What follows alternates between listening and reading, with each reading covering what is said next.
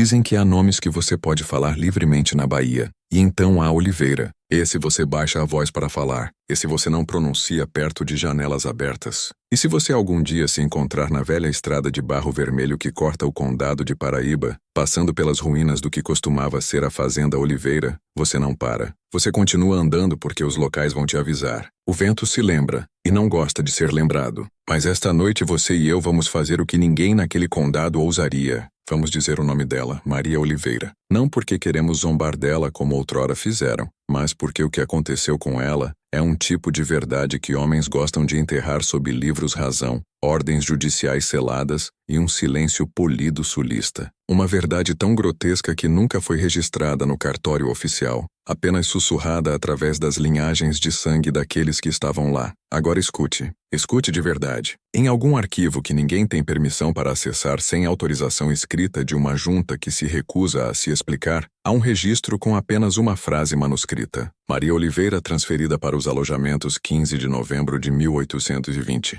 Você sente isso? Essa queda no estômago? É porque você já entende. Nenhuma filha de um coronel de fazenda é transferida para os alojamentos dos escravos. Não a menos que algo tenha dado terrivelmente, irreversivelmente errado. Mas antes de chegarmos lá, antes de caminharmos seus passos finais por aquela trilha de terra, precisamos entender quão cuidadosamente esse destino foi planejado e por que 41 homens escolheram a humilhação em vez do legado ao se depararem com a existência de uma mulher. A linhagem Oliveira havia sido orgulhosa outrora, aquele tipo de arrogância antiga brasileira, o tipo que vinha de possuir terras, armas e as vidas de outras pessoas. O coronel Teodoro Oliveira era um homem esculpido da brutalidade do Império Brasileiro inicial. 1,93 uma cicatriz de sabre no rosto e uma voz que podia cortar um homem ao meio sem sacar o aço. Ele havia matado por essa terra. Outros homens haviam morrido pelo seu nome, e quando ele andava, até o ar se afastava. Mas até reis têm pontos fracos, e o dele era este. Ele não suportava a ideia de que sua linhagem terminasse em ridículo. Maria, sua única filha sobrevivente, nascida grande, quieta, inteligente, mas errada aos olhos de um mundo que idolatrava cinturas frágeis e silhuetas delicadas. Ela pesava mais que um trabalhador de campo. Tinha ombros como os do pai, e uma suavidade que fazia a sociedade polida recuar atrás de leques de renda e eufemismos educados. Ela não era considerada uma mulher. Era considerada um ônus e ônus são gerenciados. Seu pai tentou lidar com isso da maneira aceitável. 40 pretendentes em 8 meses. 40 homens que subiram aquela orgulhosa trilha ladeada de palmeiras e quase todos empalideceram no momento em que a viram. Alguns riram. Alguns recuaram. Alguns simplesmente ficaram em silêncio. O tipo de silêncio que corta mais fundo que o ridículo. Mas o 40 Ripiro, ele não riu. Ele se retraiu, e aquela retração quebrou algo antigo dentro do coronel Oliveira. Entenda isso. Homens como ele não quebram ruidosamente. Eles não jogam cadeiras ou gritam. Eles quebram em silêncio como gelo rachando sob água negra. E quando quebram, eles decidem. Naquela noite, após a 41ª rejeição, os criados relataram terem visto o coronel sentado sozinho em seu gabinete, as portas fechadas, o fogo morrendo baixo, sem bebida na mão, sem movimento exceto o lento ranger de sua mandíbula. E então ele fez algo que nenhum pai havia feito na sociedade polida baiana. Ele pegou um livro razão, não um de casamentos, mas um de transferências. Havia uma coluna destinada a atribuir unidades de trabalho, um espaço onde os capatazes listavam trabalhadores escravizados, sendo movidos entre campos de cana, trabalho de carroças e serviço doméstico. Foi ali que ele escreveu o nome de sua filha Maria Oliveira, atribuída aos alojamentos. A tinta arrastou ligeiramente como se até a pena hesitasse, e com aquela traçada de pena Maria deixou de ser uma filha. Ela se tornou inventário, e o condado fingiu não ver. Agora, antes de continuarmos, você deve entender uma coisa. Histórias como essa não sobrevivem limpas. Elas não são preservadas em livros didáticos. Elas vivem em tons sussurrados, em regras não ditas, em famílias que se recusam a pronunciar certos nomes após o anoitecer. Mas há uma razão pela qual 3 famílias na Bahia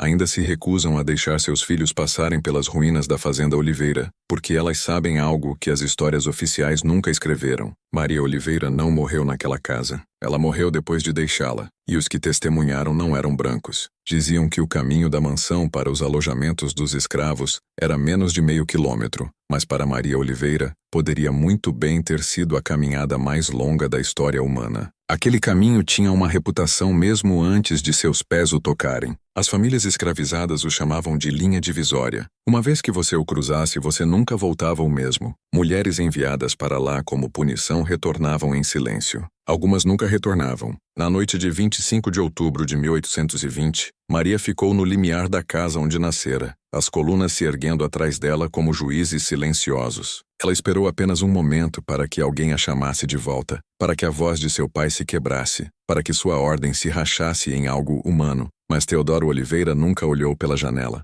Ele nunca abriu a porta. Ele já havia começado a redigir o aviso legal. Atrás de Maria, a casa brilhava com a luz quente de velas como uma pintura de perfeição doméstica. À frente dela, o caminho jazia na escuridão, as árvores formando um túnel que até o luar se recusava a entrar. 2 homens escravizados estavam ao lado dela, não a segurando, não a arrastando, apenas existindo como uma parede. Eles não a tocavam porque não precisavam. Ela estava quebrada o suficiente para andar sozinha. Os escravos não falavam com ela. Mantinham os olhos baixos, não por respeito, mas por algo muito mais frio. Eles sabiam o que os alojamentos faziam com pessoas como ela. Eles haviam visto isso antes, com filhos de capatazes brancos enviados para a disciplina, com esposas de fazendeiros que pegavam febre e eram deixadas lá para morrerem invisíveis. Os alojamentos eram onde a casa enviava as pessoas que queria esquecer sem enterrar. E naquela noite, os alojamentos receberiam um novo tipo de oferenda. Enquanto Maria andava, seu fino vestido de seda azul se arrastava pelo barro, deixando um rastro de cor pela terra como uma ferida. A bainha rasgou em uma raiz. Ela tropeçou se apoiando nas mãos. Barro vermelho sujou suas mangas, manchando o tecido como sangue. Um dos homens escravizados deu um passo à frente instintivamente. Seu nome era João, e ele havia carregado o corpo ferido do coronel de volta dos campos de cana uma vez. Ele havia levantado homens brancos da terra antes, mas naquela noite ele se conteve. Ele havia recebido ordens. Não a ajude. Não reconheça seu sofrimento. Ela se ergueu devagar, respirando com dificuldade. Cada respiração vinha como fogo em seu peito. Ela não estava acostumada a andar tão longe sem uma carroça. Ela olhou para trás apenas uma vez. A casa se erguia atrás dela, janelas observando como olhos. Nenhuma luz piscou no gabinete do coronel. Ele não a viu partir. Os alojamentos não eram como a mansão. Não havia janelas simétricas, madeira polida, cortinas. Eram cicatrizes retangulares de madeira e fumaça. 12 cabanas se enfrentando como testemunhas em uma execução. Cada cabana abrigava 6 a 8 almas ligadas por trabalho, sangue e sobrevivência. Mas naquela noite toda a porta estava aberta. Eles estavam do lado de fora em silêncio. Toda a família escravizada na fazenda. Homens, mulheres, até crianças assistindo à chegada da filha do coronel como carga. Eles nunca haviam visto uma mulher branca andar por aquele caminho em um vestido de seda. Nunca haviam visto uma mulher da casa despida não de roupas, mas de classificação. Ela não era mais senhorita Oliveira. Era simplesmente Maria. E nos alojamentos, nomes não significam nada, apenas utilidade. Ana, a empregada que servira Maria desde a infância, estava perto do poço, seus olhos vermelhos de lágrimas reprimidas. Mas ela não se moveu em direção a ela, não estendeu a mão. Não podia. Tocar Maria agora seria cruzar para território proibido. Uma escrava confortando uma mulher branca era um crime, mas uma ex-mulher branca buscando o conforto de uma escrava, isso era uma abominação. Há regras em todo pesadelo, e esta era a primeira regra dos alojamentos. Uma vez que você é enviada para cá, você não traz seu passado com você. Maria ficou congelada, respirando pesadamente, olhando para rostos que ela só conhecera de longe. Ela havia passado por eles durante as rondas matinais. Havia visto eles em correntes, em livros de leilão, em linhas de trabalho. Mas nunca os havia visto assim, olhando de volta para ela não como filha de seu senhor, mas como algo menos que eles. Há um momento que os historiadores nunca registram, quando uma mulher percebe que seu status se inverteu, quando o mundo que ela pensava possuir vira as costas, e ela não tem posto, título, proteção das regras que outrora impunha. Esse momento veio quando João finalmente falou, sua voz baixa como se a própria terra estivesse falando através dele. Cabana 9. Isso foi tudo. Cabana 9. Quarta à esquerda. Anteriormente abrigando 6 trabalhadores de campo até o último inverno, quando 2 deles morreram de febre e o resto foi vendido para cobrir uma dívida. Maria engoliu em seco. Foi o primeiro comando dado a ela por um escravo. E ela obedeceu. Ela andou até a cabana 9. Se a casa principal foi construída para exibir poder,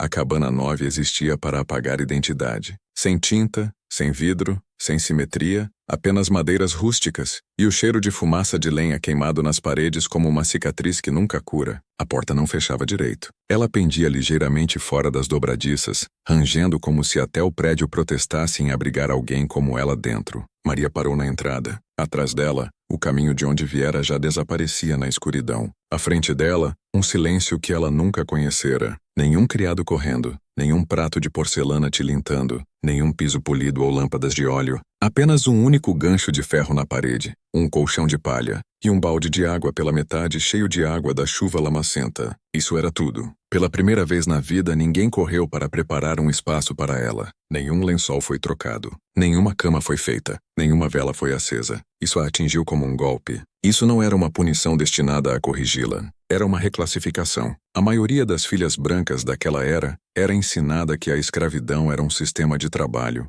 uma estrutura, uma função necessária da vida na fazenda. Mas essa mentira morre rapidamente quando você é colocada dentro do sistema como um objeto, não acima dele como observadora. Os escravizados não falavam com ela, não olhavam para ela duas vezes. Para eles, ela não era uma senhora branca caída em desgraça. Era um novo tipo de problema, uma carta coringa. Uma pessoa branca nos alojamentos significava perigo, porque pessoas brancas não ficavam nos alojamentos, a menos que algo estivesse profundamente errado. E quando algo está profundamente errado em um lugar construído sobre medo, há consequências. As pessoas sussurravam no escuro naquela noite, não sobre a tristeza de Maria, não sobre suas lágrimas. Elas sussurravam sobre sobrevivência, sobre o que sua presença poderia significar, sobre se ela seria usada como isca de punição, como alavanca, como uma mensagem para toda a alma na fazenda. Se ele pode fazer isso com o próprio sangue, o que você acha que ele fará com você? Horas passaram. Ela sentou no colchão de palha, a princípio cuidadosa para não sujar seu vestido, depois exausta demais para se importar. A fome arranhava seu estômago, mas nenhuma comida veio. Na mansão as refeições eram agendadas, costumes, rotinas polidas. Nos alojamentos você comia se algo sobrasse. Se não, você aprendia a sobreviver sem. Ela esperou por Ana, esperou por alguém, qualquer um, vir por ela. Ninguém veio. Do lado de fora, a noite tinha seu próprio pulso. Os alojamentos viviam após o anoitecer de uma forma que a casa nunca fazia. A luz do fogo piscava entre as cabanas. Murmúrios baixos se moviam como fumaça. Fragmentos de canções, orações estrangeiras, memórias de terras perdidas faladas em línguas que senhores brancos nunca se deram ao trabalho de documentar. Da cabana 11 veio um zumbido baixo, um ritmo matinal do sul profundo, mais antigo que a colônia em si. Da cabana 3, alguém sussurrou em quimbundo, palavras que Maria não reconhecia, sílabas moldadas como ondas do oceano. Havia culturas lá fora, poderosas, resilientes, mundos inteiros que haviam sobrevivido a correntes e leilões. E ela nunca havia notado. É assim que sistemas psicológicos quebram,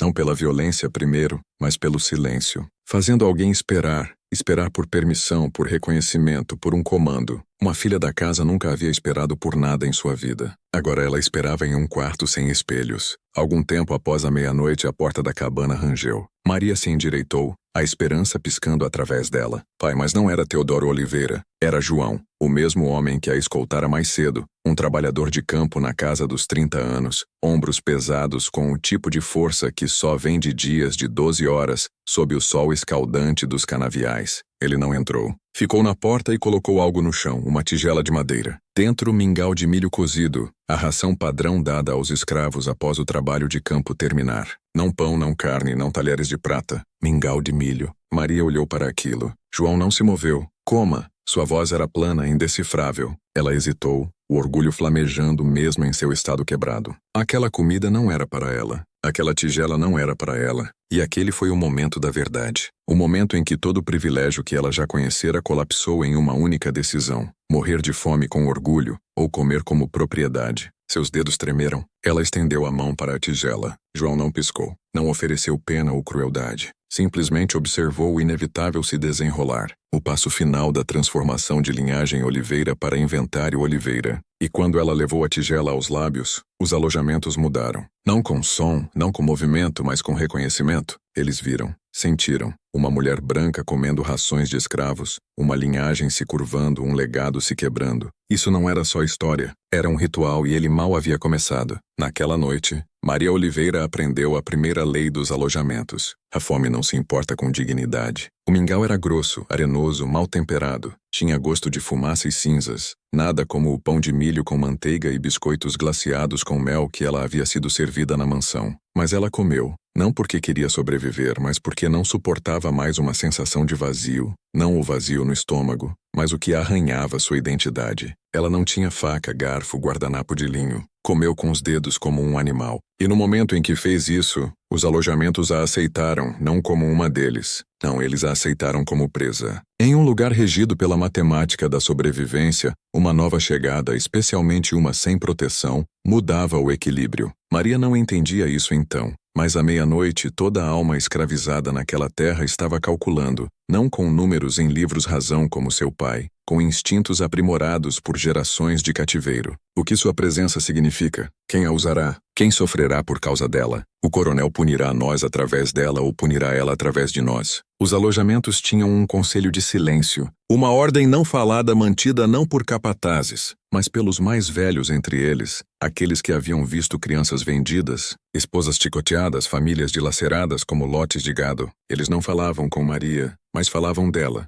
Duas figuras a observavam mais de perto que a maioria. João de ombros largos, mãos calejadas, uma cicatriz na têmpora esquerda que ninguém perguntava sobre. Ele carregava a força do jeito que alguns homens carregam facas, quietamente, perigosamente, esperando para ser usado. E tia Lúcia sem relação de sangue com ninguém, mas todos a chamavam de tia. Pele como mogno entalhado, olhos afiados como os de um falcão. Diziam que ela viera da costa de Pernambuco, vendida 3 vezes antes de acabar na fazenda Oliveira. Alguns sussurravam que ela ainda falava com espíritos antes do amanhecer, em uma língua mais antiga que o português, mais antiga que o Brasil em si. Foi tia Lúcia quem finalmente quebrou o silêncio. Ela deu um passo à frente naquela manhã, apoiando-se em uma bengala torcida entalhada de ipê. Em volta do pescoço pendia um cordão de pedras de rio e osso entalhado, amuletos que ninguém ousava tocar. Sua voz, quando falou, era profunda e constante, carregando cadência de hinos ancestrais. Ela vai comer nossa comida, vai dormir no nosso chão, então vai aprender nossas regras. Maria olhou para cima, startled. Ela havia esperado bondade ou fúria.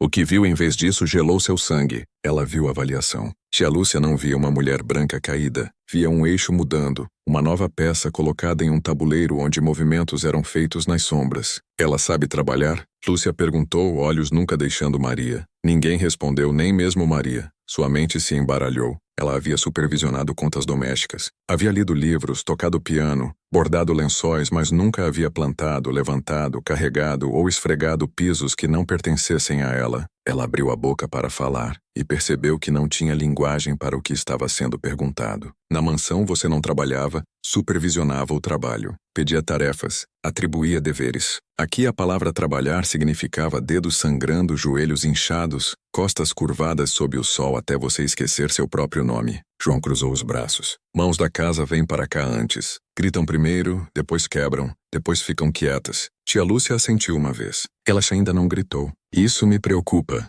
Então, como uma juíza entregando uma sentença, ela se virou para Maria. Nós vemos alguns ainda quietos após a primeira luz. Maria ficou na porta da cabana nova enquanto o amanhecer rastejava sobre os campos, transformando os canaviais em linhas de ouro queimado. O mundo da casa parecia impossivelmente distante agora, como se tivesse pertencido a outra vida inteiramente. Os alojamentos ganhavam vida com movimento, pés descalços se movendo pela terra, baldes raspando contra a pedra. Crianças com olhos vazios carregavam feixes de lenha 2 vezes seu tamanho. Ninguém gritava ordens porque ordens não eram necessárias. Todos sabiam seu lugar exceto ela. João apareceu novamente, jogando algo aos pés dela. Uma enxada enferrujada pesada, o cabo de madeira liso com anos de suor. Campo Fileira Norte, nascer do sol. Isso foi tudo que ele disse antes de se afastar. Maria olhou para a ferramenta como se fosse estrangeira. E naquele momento, ocorreu a ela. Ninguém aqui se importava que ela fosse branca. Ninguém se importava que ela fosse filha de um coronel. Ninguém nem se importava se ela vivesse ou morresse.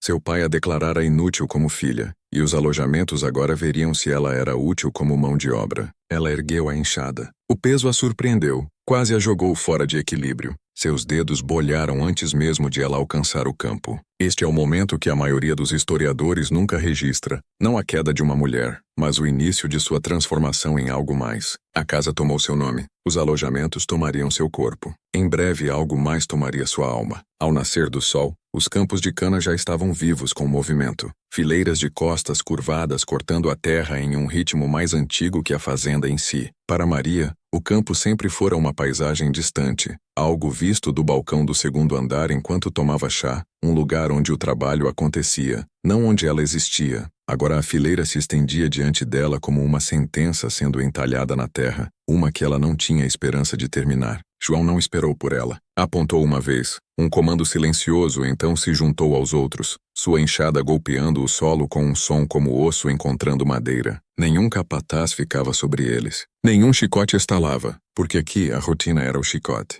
Os alojamentos não funcionavam no medo da punição. Funcionavam no medo de atrasar o grupo. Qualquer um que perturbasse o fluxo, branco ou negro, homem ou mulher, se tornava um ônus, e ônus nos campos não duravam muito. Maria ficou na borda da fileira, enxada na mão, paralisada. Os campos não se importavam. O sol não se importava, e os outros, eles estavam observando, não abertamente, não cruelmente, mas com a consciência fria de pessoas julgando se uma nova peça da máquina travaria as engrenagens ou quebraria sob pressão e se tornaria um tipo diferente de fardo. O primeiro golpe quase estilhaçou seus pulsos. Ela balançou a enxada para baixo como alguém imitando o trabalho em vez de fazê-lo. A lâmina acertou o solo e quicou, sacudindo seus braços tão bruscamente que a dor subiu para os ombros. Uma criança não mais que 9 anos parou ao lado dela, magra, suja de terra, olhos afiados, com uma maturidade que ela nunca vira em ninguém abaixo de 30. Ele olhou para ela com um olhar desprovido de pena. Então, sem uma palavra, demonstrou,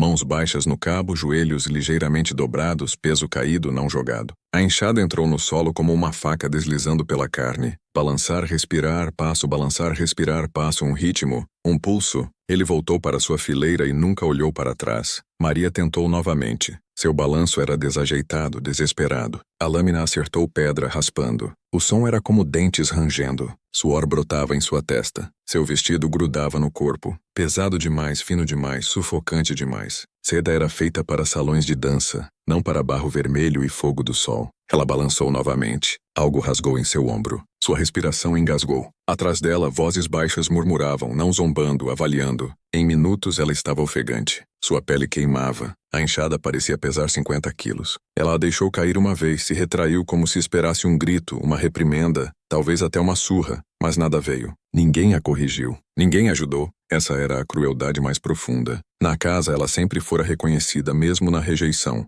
Homens a recusavam educadamente. Criados se curvavam. Toda ação era uma dança de reconhecimento. Aqui ela era invisível. Pior que odiada, pior que zombada, ignorada. João passou por ela uma vez, suor correndo por sua espinha em cordas, sua respiração profunda e constante, seu ritmo implacável. Ele não diminuiu por ela, não falou. Apenas quando chegou ao fim de sua fileira olhou para trás apenas uma vez. E naquele único olhar Maria entendeu algo que a atingiu mais forte que fome ou humilhação. Se ela desmaiasse, eles não a carregariam de volta. Se ela caísse, eles pisariam ao redor de seu corpo e continuariam a fileira. Se ela morresse, seria enterrada na borda dos alojamentos sem marcador. Seu nome engolido pela mesma terra que ela outrora olhara de cima. Isso não era um teste. Era um apagador. Ela mordeu um grito. O som de seu próprio corpo se rebelando. Seda rasgou sob seus braços. Lama grudou em sua bainha. Suas mãos se abriram, sangue misturando-se com solo. Ela continuou. Não porque era forte, não porque era corajosa, mas porque a alternativa era desaparecer. E pela primeira vez na vida, Maria Oliveira sentiu um terror que nenhuma rejeição elegante da sociedade poderia infligir. O terror de se tornar nada. Ao meio-dia, o sol era um olho branco no céu. O campo tremeluzia com o calor. O ar tinha gosto de ferrugem e poeira. Tia Lúcia observava da sombra perto do poço, braços cruzados, seu colar entalhado brilhando fracamente na luz. Osso, pedra e algo mais escuro. Algo raramente falado. Seus lábios se moviam em um canto suave. Palavras não destinadas a ouvidos brancos. Palavras carregadas de litorais distantes do mar, de reinos antes das algemas, de uma fé mais antiga que o solo da Bahia. João se juntou a ela no poço. Não falou. Despejou água em uma tigela de cabaça, levou aos lábios, então parou. Seus olhos derivaram de volta para o campo, de volta para ela. Tia Lúcia seguiu seu olhar. sua boca curvada. Não exatamente um sorriso, não exatamente pena, algo mais próximo de profecia. Campos vão tomar sua mente primeiro, ela murmurou. Corpo vem depois. Mas mente sempre vai primeiro. João não disse nada porque sabia que ela estava certa. No terceiro dia, Maria parou de contar seus passos entre os golpes de enxada. O tempo se dissolveu em calor e dor muscular, no ardor cru de bolhas rasgadas e no gosto metálico da desidratação. Ela não mais se retraiu quando seu vestido de seda se arrastava pela lama. Não mais tentou limpar a sujeira das mangas. Não havia sentido. Algo estava acontecendo com ela, algo mais profundo que exaustão. Ela estava começando a esquecer, não memórias da casa. Essas permaneciam como fantasmas a assombrando em flashes. O crepitar de lareiras polidas, o cheiro limpo de óleo de lavanda em lençóis frescos, o tilintar familiar de xícaras de porcelana durante o serviço da tarde. Elas piscavam em sua mente como miragens falsas, cada uma tornando o presente mais insuportável. Não, ela começou a se esquecer de si mesma. Na casa ela tinha um nome, um lugar, um papel. Senhorita Maria, um título pesado mesmo que viesse com zombaria. Nos alojamentos, seu nome era falado apenas quando necessário, e mesmo então, nunca com o tom outrora reservado para ela. A primeira coisa que os alojamentos tiram de você não é sua liberdade, é seu reflexo. Não havia espelhos na cabana 9, não havia prata polida para capturar seu rosto ao passar. Ela não tinha quadro de referência para entender como começar a aparecer. Seu cabelo, outrora escovado toda manhã por Ana, agora pendia solto, emaranhado com suor e barro. Suas bochechas estavam vermelhas e inchadas da exposição ao sol. Seus lábios rachados. Ela não parecia arruinada, parecia irreconhecível. No quinto dia, ela parou de esperar por resgate. Percebeu algo crucial. Seu pai não ia trazê-la de volta. E pior ainda, se ela retornasse à casa assim quebrada, não saberia como andar por suas portas. João passou por ela no campo novamente, seu movimento constante e inquebrantável. Ela o observou sem levantar a cabeça, treinada demais para fingir que ainda tinha orgulho. Ele não olhou para ela. Não precisava. Podia sentir. A mudança. O momento exato em que um humano cruza da defiança para a sobrevivência. Não rebelião, não rendição, apenas existência. Naquela noite, Maria sentou do lado de fora da cabana 9, costas contra a parede olhando para o céu. Percebeu que nunca havia olhado para ele de verdade antes. Do balcão da mansão, o céu era um pano de fundo, decorativo, poético, falado em metáforas educadas. Dos alojamentos, o céu era infinito e terrível. Um lembrete de que tudo que ela pensava ser permanente, a casa, o nome, as rotinas, não era nada além de estruturas construídas por homens que acreditavam ser deuses, estruturas que podiam colapsar com uma única traçada de pena. Um vento frio varreu as cabanas carregando consigo um som diferente, não o zumbido suave de canções de trabalho, mas algo mais. Um canto baixo subindo do fim distante dos alojamentos perto do antigo poço de fogo. Um som que não pertencia a esta terra. Um som puxado de oceanos e reinos e linhagens quebradas. Tia Lúcia estava cantando não para confortar, não para acalmar, para despertar. Sua voz se entrelaçava pela noite como fumaça afundando nos ossos dos alojamentos e em Maria. Ela não conhecia as palavras,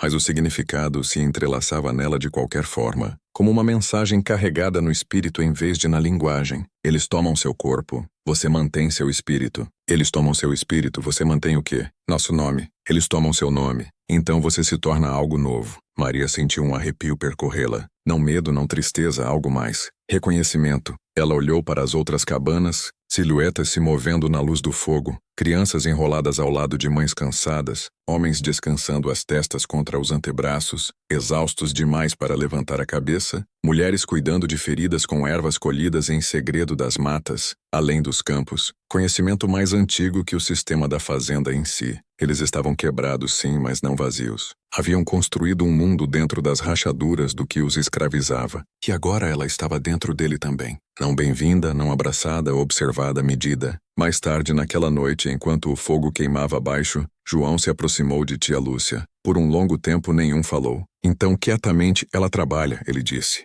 Sangra, mas ainda não quebrou. Tia Lúcia não olhou para cima. Oh, ela vai quebrar, respondeu. Então seus olhos se viraram para a sombra da cabana 9. A questão é o que vai surgir em seu lugar. O amanhecer rompeu no sexto dia, e os alojamentos se ergueram em uma lenta procissão de movimento. Não apressada, não caótica, eficiente, quase ritualística. Todo o corpo sabia seu lugar. Todo movimento parte de um padrão entalhado por anos de ritmo imposto. Maria se movia com eles agora. Não graciosamente, mas automaticamente. Suas mãos estavam enroladas em pano rasgado de seu próprio vestido, o tecido rígido com sangue seco. Ela não falava, não fazia perguntas, simplesmente seguia, e ainda ninguém a reconhecia. Nenhum aceno, nenhum olhar, nada. Mas nesse nada algo havia mudado. Ela não era mais uma intrusa. Era uma variável dentro da máquina. Na casa, Maria sempre assumira que o poder era alto, que o controle vinha de vozes elevadas, comandos, o bater de portas pesadas. Mas aqui fora ela descobriu uma verdade que a sociedade nunca documentou.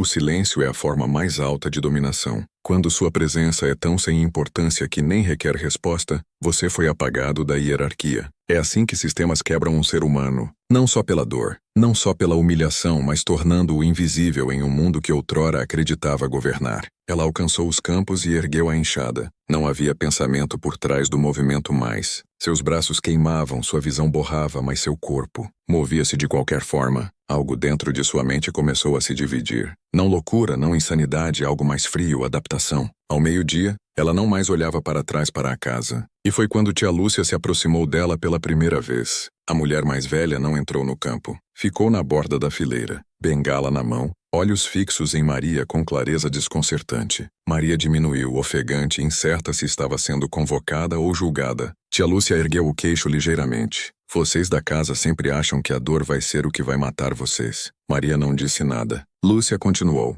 Mas a dor não é o assassino. A dor mantém você vivo. Ela acorda você. Lembra que o corpo ainda tem luta. Ela bateu a bengala contra a terra uma vez. Você sabe o que mata você? Uma longa pausa. O campo parecia prender a respiração. O vazio. Ela se inclinou para a frente, olhos afiados. Quando você balança essa lâmina e não sente nada, é quando você se vai. É quando você não é mais filha de ninguém, nem propriedade de ninguém. Há apenas nada andando. Então tia Lúcia recuou, deixando as palavras como uma marca na mente de Maria. Maria queria falar, protestar, gritar que ainda era alguém, que ainda se lembrava de quem era, que ainda tinha seu nome, mesmo que tudo mais tivesse sido tomado. Mas as palavras não vinham. Sua garganta estava seca demais. E pior de tudo, ela não tinha certeza se acreditava nisso. Naquela noite ela não comeu, não porque queria resistir, mas porque esqueceu que precisava. Sentou na cabana 9, olhando para suas mãos, as linhas de sujeira incrustadas na pele, as unhas quebradas, os nós dos dedos em carne viva. Ela sussurrou tão baixinho que mal se ouviu. Pai! Ela não estava chamando por ajuda. Estava tentando se lembrar se aquela palavra ainda pertencia a ela. Longe pelos alojamentos, fumaça se enroscava do poço de fogo. Tia Lúcia começou seu canto novamente. Aquela invocação rítmica profunda puxada de litorais devorados por mapas. João ouviu com os olhos fechados. Um homem mais jovem ao lado dele perguntou baixinho. Você acha que ela quebra esta noite? João não respondeu imediatamente. Então, sem abrir os olhos, não. Uma batida de silêncio. Esta noite ela escolhe. A noite caiu como uma cortina sobre os alojamentos. Mas o sono não veio facilmente. Não aqui. Na casa a noite sempre fora um convite ao descanso. Camas de pena, corredores quietos, um mundo fracamente iluminado por lâmpadas de óleo e guardado por estrutura. Mas nos alojamentos a noite estava viva. Havia 3 tipos de som após o anoitecer. O zumbido de trabalho baixo e constante, mães costurando, consertando ferramentas à luz do fogo, mãos nunca verdadeiramente descansando mesmo quando o campo dormia. O silêncio vigilante, espesso e alerta, nascido de gerações que aprenderam que a escuridão era quando capatazes vinham com correntes, quando punições eram entregues sob o luar, onde gritos se misturavam com o vento. E finalmente o som do espírito, aquele que nenhum capataz reconhecia, aquele que nenhum livro-razão registrava, um som como respiração ancestral tecida em chance que não pertencia a esta terra. Foi esse som final que encontrou Maria onde ela sentava do lado de fora da cabana 9, suas costas pressionadas contra a madeira, olhos vidrados de exaustão. Seu corpo doía, mas mais profundo que isso, sua identidade latejava como um nervo exposto. Ela não notou tia Lúcia se aproximar. A mulher mais velha se movia como uma sombra, bengala batendo suavemente contra a terra. Por um longo tempo ela não disse nada. Simplesmente sentou ao lado dela, não perto o suficiente para tocar, mas perto o suficiente para significar que algo havia mudado. A dor fala alto, não é? Ela murmurou, olhos fixos na linha das árvores.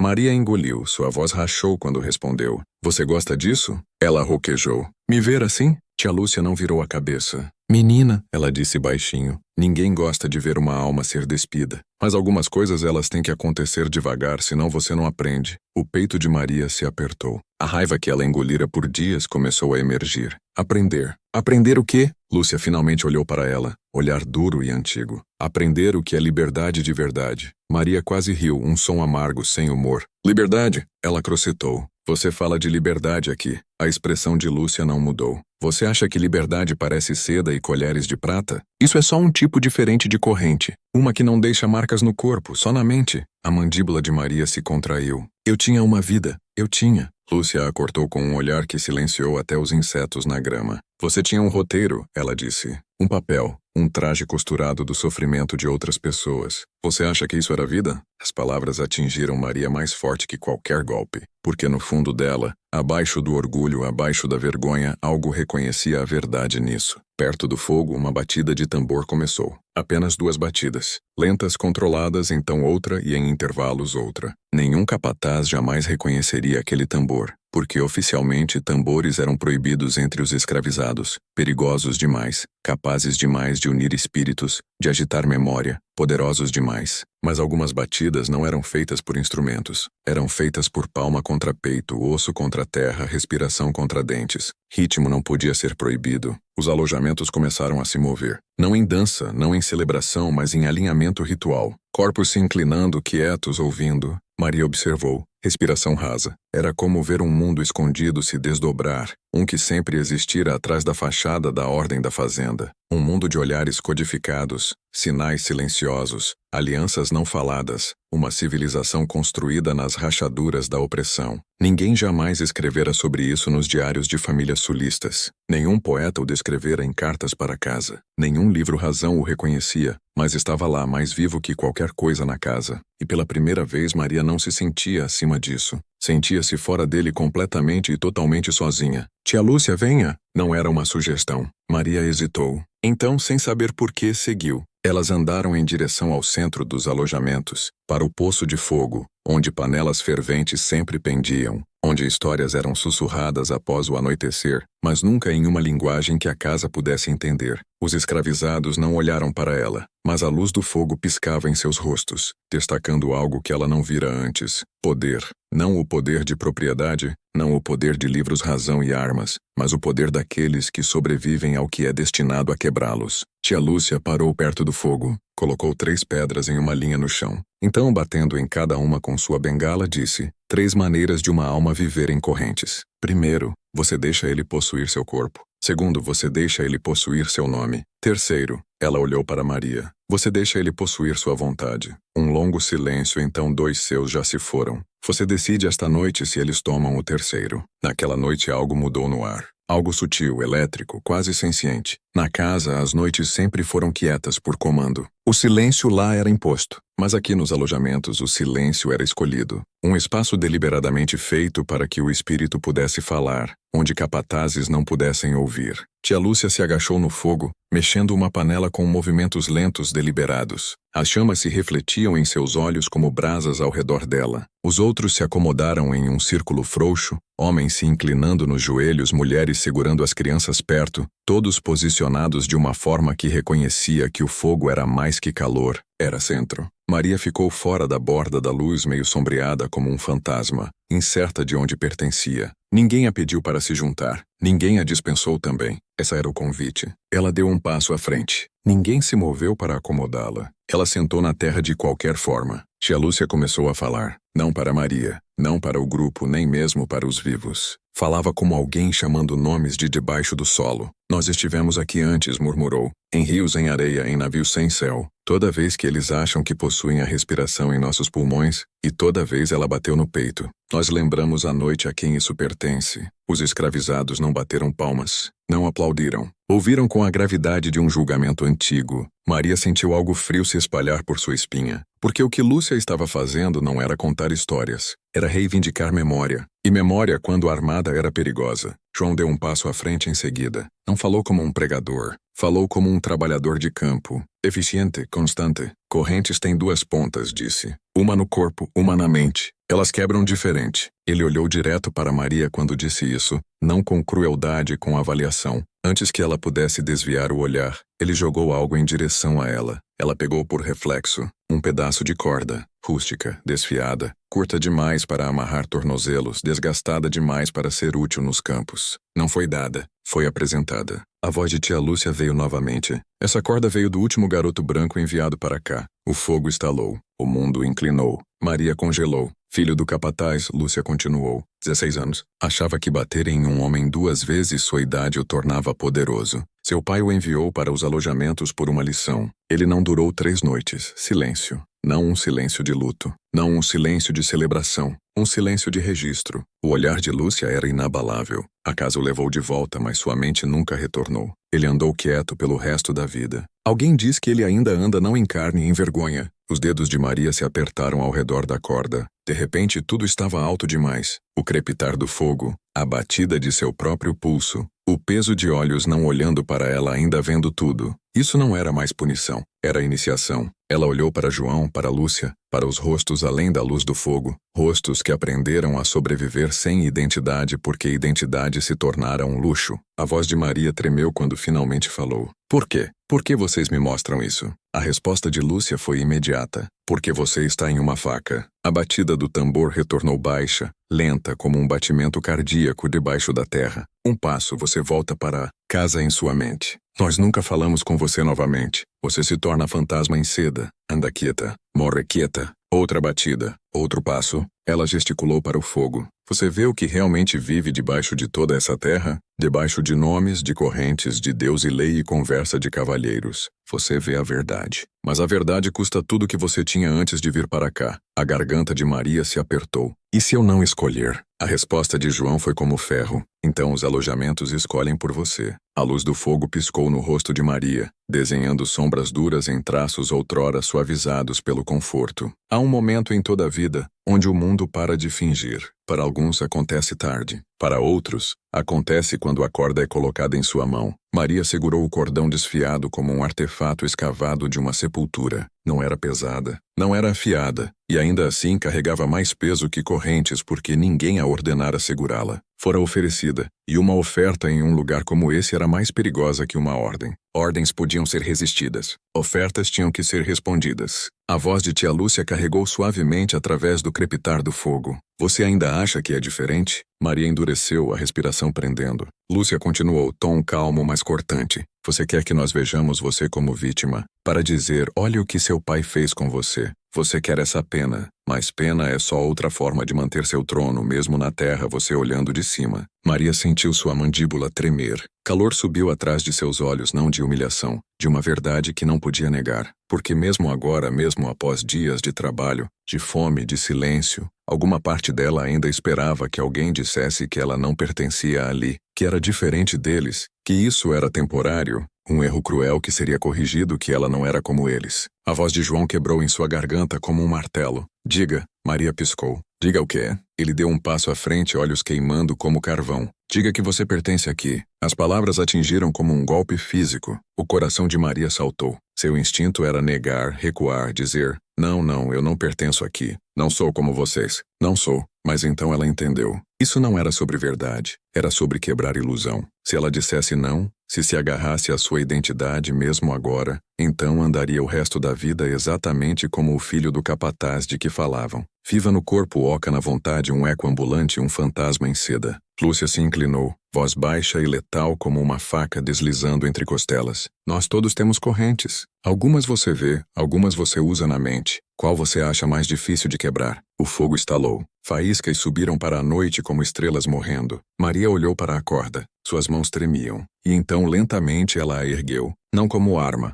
não como súplica, como reconhecimento. Quando falou, sua voz era pouco mais que um sussurro. Eu pertenço aqui. Uma pausa, então mais alto. Eu pertenço aqui. A corda escorregou de seus dedos e caiu na terra. Não houve aplausos. Ninguém a confortou, mas ninguém a ignorou mais. Algo havia mudado. A cabeça de João inclinou ligeiramente. Reconhecimento. Os olhos de tia Lúcia suavizaram apenas o suficiente para registrar algo como aprovação. Não aceitação, não perdão, permissão para continuar. Naquela noite, Maria não foi enviada de volta para a cabana 9 sozinha. Uma mulher chamada Ana, a mesma empregada que outrora amarrara seus espartilhos, andou ao lado dela. Não falou até chegarem à porta da cabana. Então, sem olhar para Maria, disse: "Amanhã você aprende a linha d'água." Maria franziu a testa. Linha d'água. Ana assentiu uma vez. Primeiro dever do dia. Mais difícil que o campo. Se atrasar, fogo não acende. Bebês não são lavados. Ferramentas não são limpas. Você atrasa. Ela encontrou os olhos de Maria. Os alojamentos não perdoam duas vezes. Então ela se afastou, deixando Maria na porta da cabana 9, segurando nada, sem corda, sem nome, sem passado, apenas um lugar na linha, um lugar que ela escolheu. Antes do amanhecer, enquanto o céu ainda era um azul profundo e machucado, Maria foi despertada não por uma voz, mas por movimento. Os alojamentos não acordavam como a mansão. Não havia sinos, nenhuma empregada andando pelos corredores, nenhuma batida suave em portas polidas. Eles acordavam como um corpo, uma respiração, um batimento cardíaco, um erguer coletivo. Maria se impulsionou para cima, cada músculo gritando. Seu vestido de seda se fora. Algum tempo na noite, enquanto ela derivava entre sono e tremores musculares, alguém deixara um feixe de linho rústico aos pés de seu colchão. Roupa de campo, do tipo exato usado por todo trabalhador escravo. Suas mãos tremiam enquanto o pegava. O tecido era áspero, projetado não para conforto, mas para resistência. Não havia renda, modelagem, traço de status. Não era uma roupa, era uma declaração. Ela se vestiu em silêncio. Quando saiu, o ar frio da manhã a atingiu como verdade. Pelos alojamentos, sombras se moviam como um único organismo, preparando-se para a sobrevivência. E pela primeira vez desde que chegara, ninguém parou quando ela emergiu. Não baixaram as cabeças. Não se curvaram. Não olharam. Ela era parte da paisagem agora. A linha d'água. Ana ficou no poço, sua expressão feita de pedra. Ao redor dela, 10 baldes de metal estavam em uma fileira. Velhos, amassados, pesados. O caminho para o rio era quase 1 quilômetro por uma descida lamacenta, irregular com raízes de árvores e pedras escorregadias. O dever da água era a espinha invisível dos alojamentos. Antes que uma única fileira de campo pudesse ser cortada, antes que a primeira panela pudesse ferver, antes que crianças pudessem ser lavadas ou feridas limpas, tinha que haver água. Era o trabalho dado àqueles ainda sendo medidos. Aqueles que os alojamentos ainda não haviam decidido manter ou rejeitar. Ana apontou para a fileira de baldes. Pegue 2. Maria assentiu, dando um passo à frente, alcançando as alças. O peso rasgou seus braços como fogo. Suas bolhas se abriram novamente. Sangue fresco sangrando nas alças de ferro.